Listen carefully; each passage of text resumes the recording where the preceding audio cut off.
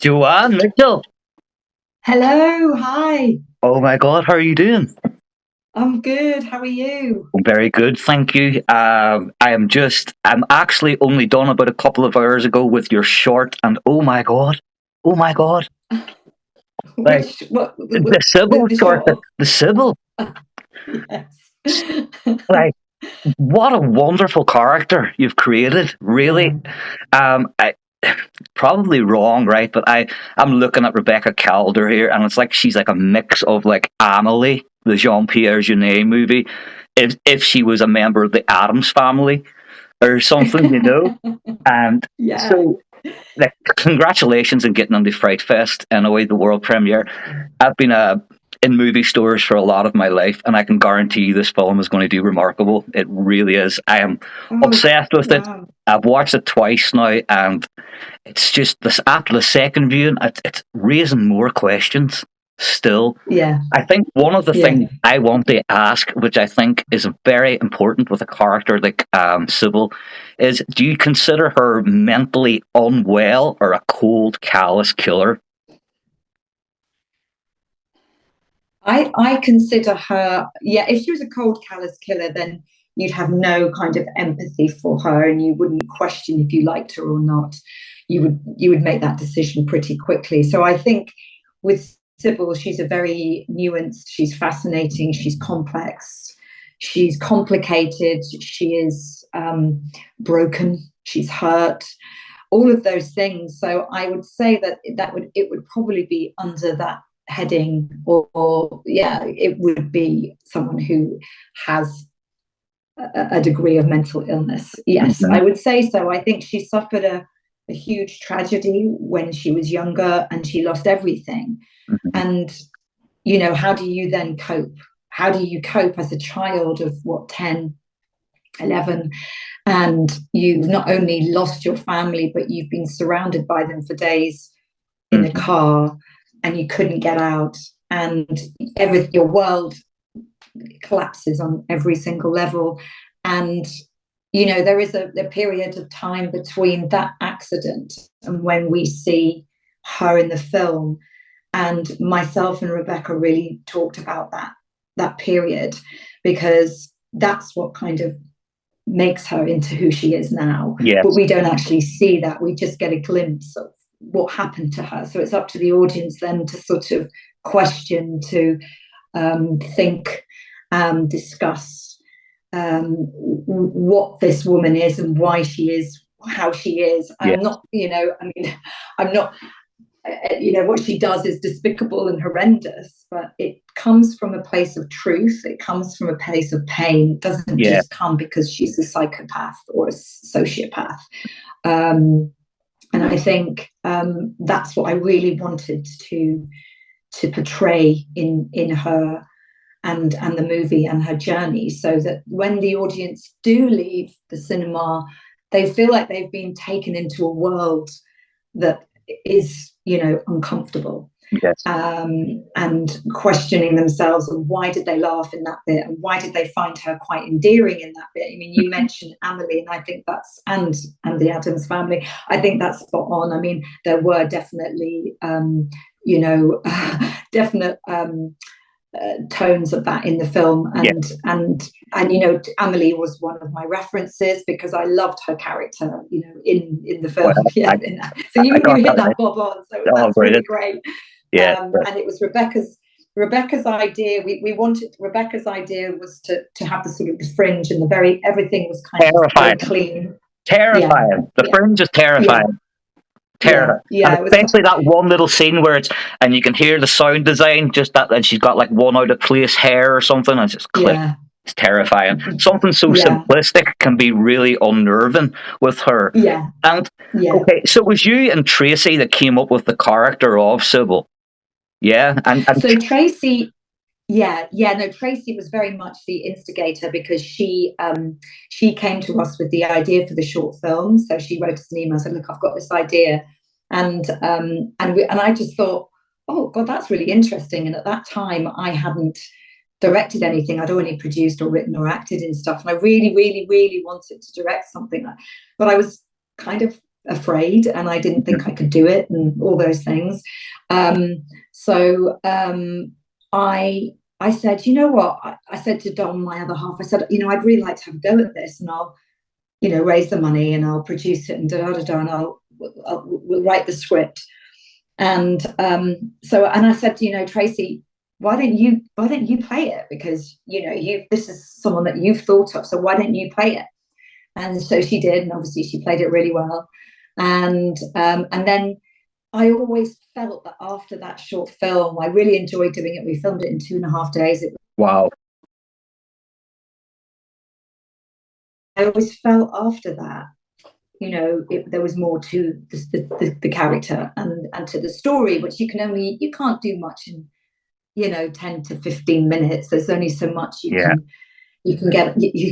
can sort of eke out of that character and the story. So there was a lot of we had lots of discussions, and meeting for coffee, and writing things down, and over the years we were doing that. But I suppose I was always busy on other projects as well, so nothing really came to fruition with that. And then Dominic, I asked Dominic if he would. I'd had a go at writing the script a few times, but it wasn't quite right. It wasn't quite there. And then Dominic, I said, we asked Dominic if he would write the script. So he wrote something which was great, which is only about 50 pages. And again, it kind of then got shelved again because other things happened. And it wasn't until I got a call from a friend of mine who was a producer, and they were looking for a genre film for their 6th slate of female directors and producers. Mm-hmm. And I said, well, funnily enough, I do have a few scripts, because we have, about 3 or 4 in the background, but I'll send you this one. And because you want female directors, I was kind of being quite bold. I said, if you like it, I'd really like to direct it. And anyway, they read it, and it wasn't long enough. It was only about 50 pages at this point. Mm-hmm. And they did like it, and they said, well, let's work on the script together. So we worked on it, myself and Dom, with them. And, about a year later, they decided that they'd greenlight it as part of their slate. So, yeah, I mean, it was just one of those, that sort of thing never happens to me. And I was kind of like, I couldn't have engineered this any better. Yeah. It was one of those, a gifted opportunity, really. So yeah, it was amazing. Yeah. And do you think that you're, like, coming from your background as a horror storyteller, you were able to build a story from, like, you're so used to telling stories? Do you think that was like a big part in the structure of the story, with coming from your background of storytelling? Yeah, I think so. I love stories. I love them, and I ever since a little girl, I've loved them. And I think I also spent a bit of time, bizarrely, working as a storyliner in Corrie, just for a few months, covering someone's maternity leave, and it was a really great training, because it was fast and very efficient, and terrifying, because you're kind of thrown in at the deep end. But it really taught me a lot about how to tell a story efficiently, because you have to in soaps and stuff like that. And that really, really helped as well for the structure and for the arcs of the scenes and the beats and the arcs of the characters. Yeah, and the whole story, really, because it is actually breaking everything down and making sure you've got that main arc of the protagonist, the main lead, and then having those satellite characters, which are so important as well to the story. Yeah. Complementing the protagonist, but also keeping that interest with the audience as well. So yeah, I think that was probably really, really helpful. And obviously myself and Dom had we've done numerous films together, and I've always, not all of them, but most of them, I've done the story, written the story for them, Mm-hmm. and then usually, we've handed it over to a Uh-huh. script writer. But Dom is he's a really great, screenplay writer, and he's got a real gift for dialogue, probably because of his job as well and working in it all the time, and he Uh-huh. watches millions of films. So yeah, I think that combination, and obviously Tracy's amazing original story, really, just the ingredients were all there. Yes, yes.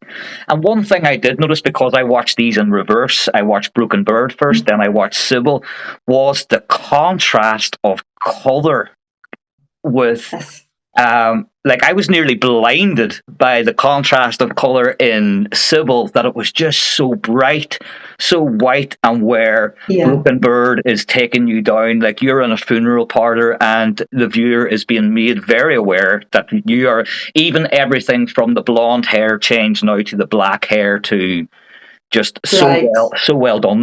Was that on purpose, the contrast of shift?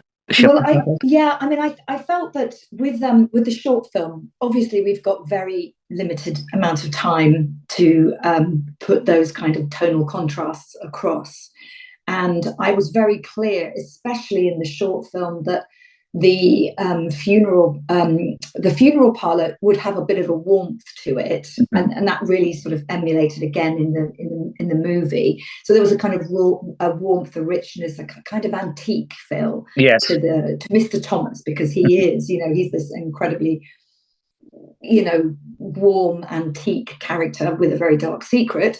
And then, particularly in the short Sybil, I really wanted to have that kind of icy cold contrast of the mortuary, the silver tones of the instruments and stuff like that, and then really contrasting with the red of the blood.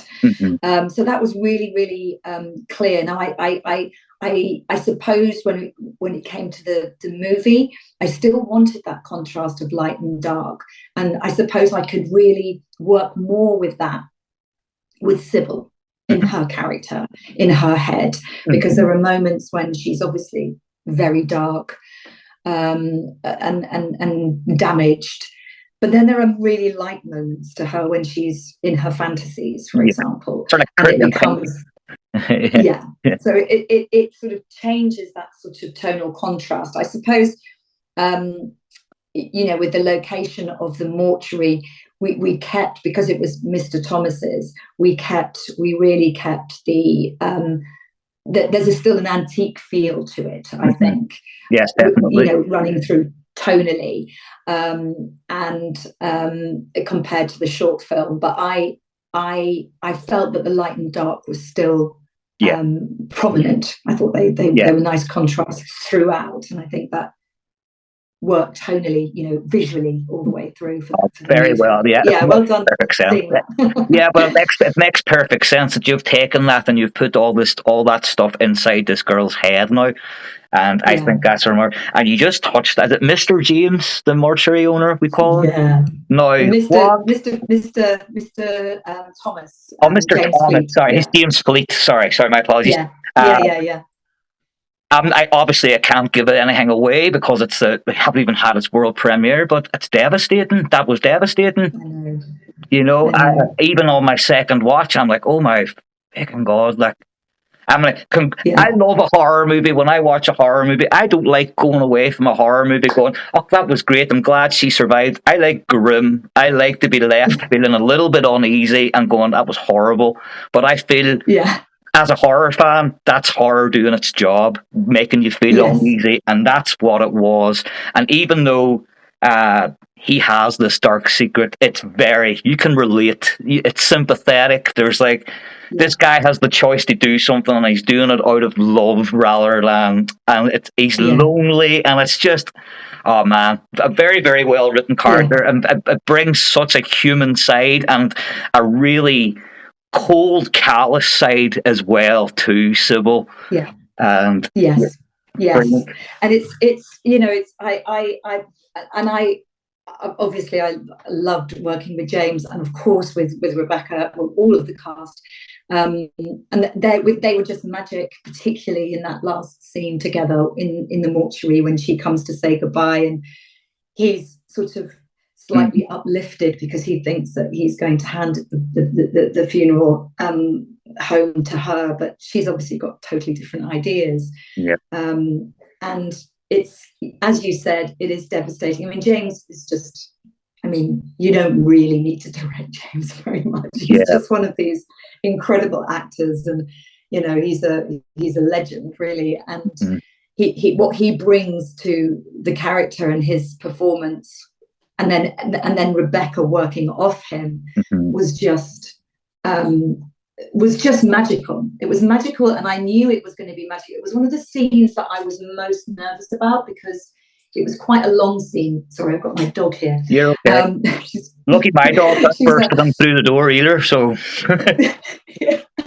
So she so yeah, so I it was quite page wise. There was quite a lot of pages, and we had the mortuary was quite small, and we had all the equipment, the camera equipment, the lighting equipment, and all the crew, and it was quite crowded and claustrophobic. Even though it looks kind of nice and big on screen, yeah. it was actually small once we were all in there, and I just felt that there.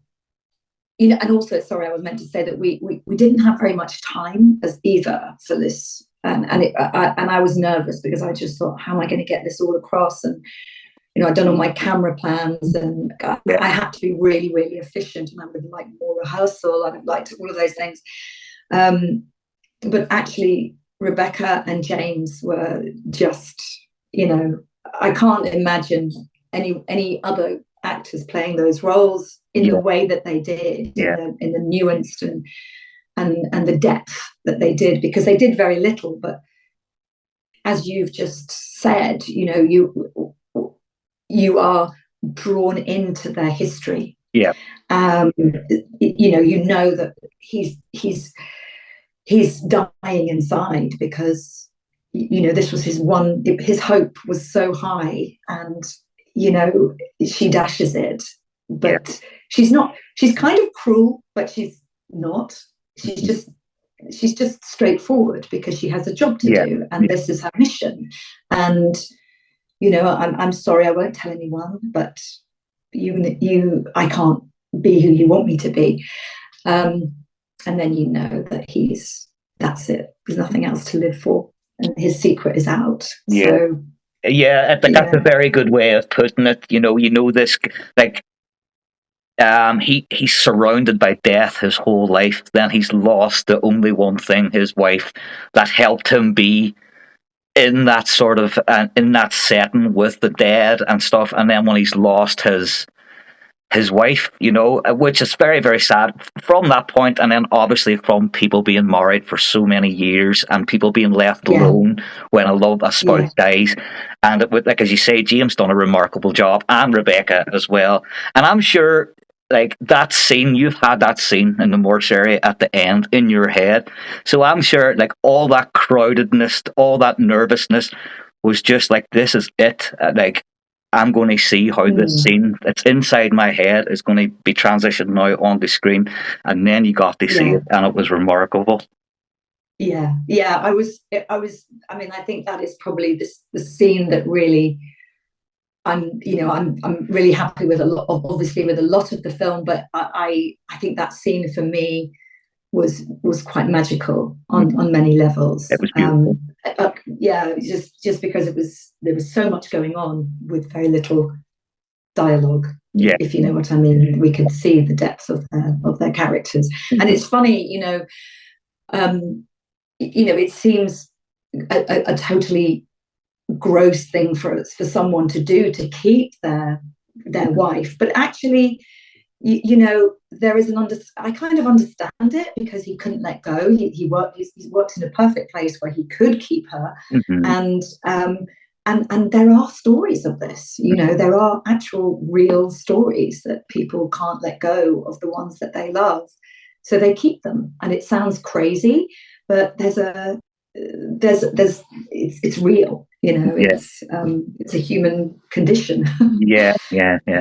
So I guess we'll wrap it up. I want to talk about one last thing that I'm sort of obsessed with as well, and I actually took a screenshot and sent it to one of my friends, going, "Man, look at this like I am obsessed with special effects. The disembowelment was brilliant, so Oh, well done, James's or oh, not James's, Jay's, wasn't it? yeah, Mark, Mark, who's yeah, Jay Taylor, yeah, he would play Mark, and on the well, that wasn't him. That was the makeup special effects. They'd made an actual yeah. body. Oh, They'd made it. I mean, it was incredible. It was yeah, incredible. They did a plaster cast of Jay, and we brought Jay in to have a look at it, and he was just completely freaked out because mhm, he's like, "That's me there." And yeah, it was the team had done an yeah, incredible job. We were all just like, how could this be so good? Even the hairs on his face, on his yeah. legs, everything, they've done it all individually, Fascinates me. It really it was fascinates. Do you reckon that you could stuff that prosthetic body and give it to Jay as like a broken word sort of memorabilia or something? Here you go, well, present him with a life size disemboweled model of himself. well, it's like that. Is it Gavin Turk, the artist, who did that one of Sid Vicious, which is it's in a kind of well, I don't know where it's on. I think it was in the Tate or somewhere in London, but it would be in a glass cabinet. But it would be amazing for Jay to have that. I think it's actually somewhere in a in a warehouse somewhere Yeah. in Belgrade. I don't know where it is, but I Oh, know it amazing. costs a lot of money. Yeah, I'd say so.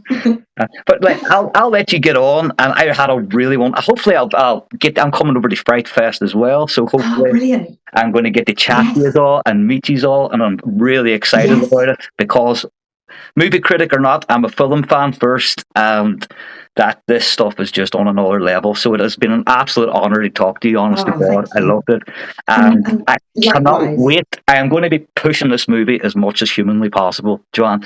So Oh, thank you. no problem. Have yourself an awesome day, and say hello to your dogs and Dom for me, okay? And hopefully I'll I see you in will. I London. will.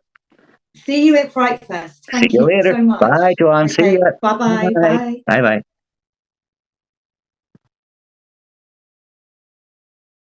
Ba, ba, da, dum, bum.